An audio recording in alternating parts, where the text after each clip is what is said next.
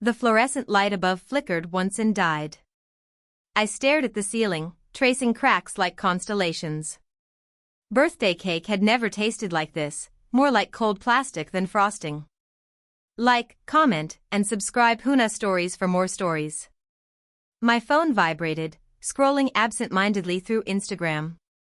I froze. There they were, my parents, my sister, my husband, laughing on a cruise ship. My chest tightened. Laughter that wasn't mine, a warmth I'd been promised but never received. I called him. "Where are you right now?" My voice was a whisper, calm, controlled. "On a business trip," he said, his tone smooth, practiced. I smiled, whispered almost tenderly, "I see." And that's when the planning began. I remember the day I met him. How his smile had seemed like sunlight spilling into a dark room. The way he held my hand, promising forever, speaking words that felt like safety. Back then I trusted without reservation. I believed in love, in honesty, in the little rituals that built a life together. And now nothing. Nothing but the echo of their laughter, uninvited, unearned. The first cracks came subtly, the cancelled plans, the unexplained absences, the phone left on silent.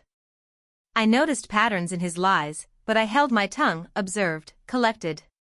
Every slip, every omission, like pieces of evidence stacked neatly in a case I would prosecute personally. Then came the proof I didn't need but demanded. A photograph, grainy and golden under the sun, showing him with them. My sister's secret account. A digital tombstone marking the betrayal. My husband smiling at my parents. The warmth in his eyes reserved for them, for her, not me. Shock didn't strike. Anger didn't burn. Something colder took hold. Precision. Detachment. I realized revenge wouldn't be cathartic in rage. It had to be masterful, calculated, undeniable. I began quietly, surgically, legal consultations first. Divorce, property, assets. I documented everything, timing every transaction, every message, every slip they thought hidden. I traced finances, social media, and professional connections.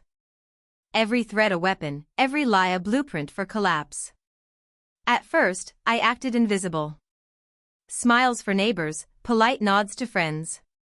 I rebuilt my strength in silence.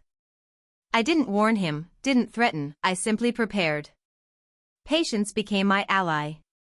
Every time he texted, I replied with carefully measured neutrality. Every phone call, I answered with precision. Then came the execution. I confronted my husband first in our kitchen, the room that once felt like the center of my universe. He smiled at me, oblivious to the storm beneath my calm. I let him talk, let him justify, rationalize, charm his way through the cracks.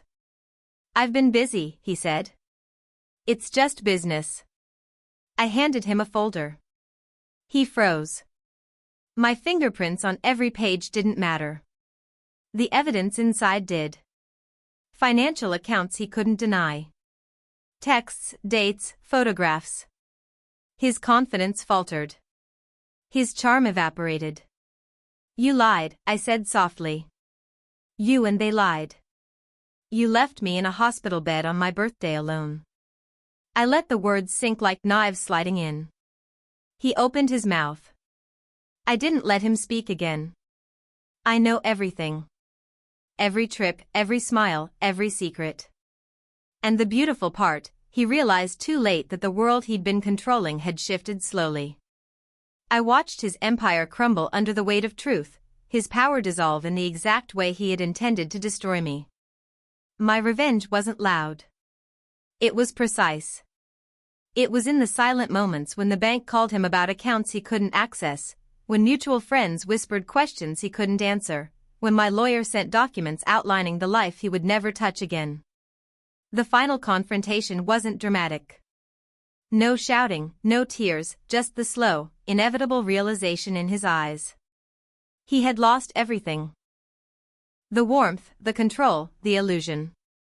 And I rose, calm, untouchable, untethered from the lies he thought defined us. I returned to my hospital bed once, scrolling through the same phone.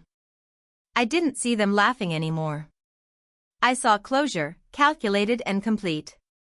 I had dismantled the life they had built behind my back, piece by piece, with patience and precision. I didn't feel relief or joy. I felt balance. Justice doesn't always roar. Sometimes it whispers through contracts, screenshots, and perfectly timed truths. And as I whispered into the phone months later to my ex-husband, I see everything now. I knew he understood. Not just that I had known, but that I had won. I spent my birthday alone, yes, but I left their deceit behind, buried beneath the calm satisfaction of a life reclaimed. And for the first time in a long time, I smiled not at them. Thanks for listening. Like, comment, and subscribe Huna Stories for more stories.